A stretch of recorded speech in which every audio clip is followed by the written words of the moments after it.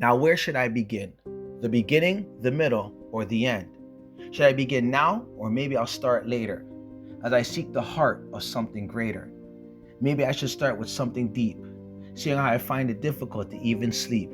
Or perhaps I'll open with something funny and just let the words flow like honey, taking your mind to a place that's nice and sunny.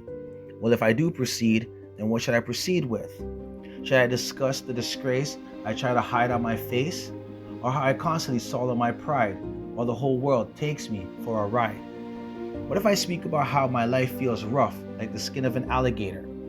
Or how it seems like it's all about to crash like a broken generator?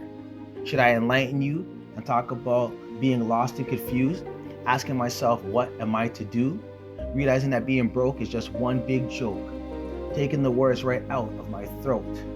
Let me guess, maybe you'd like to hear how I feel like a lesser man, with no idea of how to stand, desperate to ignore the whispers in my ears, fading off into the shadows to dry my tears, avoiding the sting of lifeless years, as the world around me changes gears. How about we get to the part where I feel like jumping high into the sky, landing so hard I crack a rib, so I may have a reason to whine like a kid. We can focus on how much it brings me pain to hear the lies cast upon my name, asking myself, what's the point?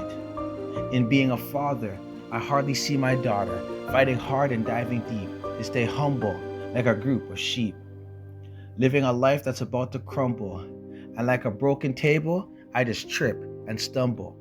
So where should I begin? The beginning, the middle, or the very end? Forgive me if I seem ill prepared.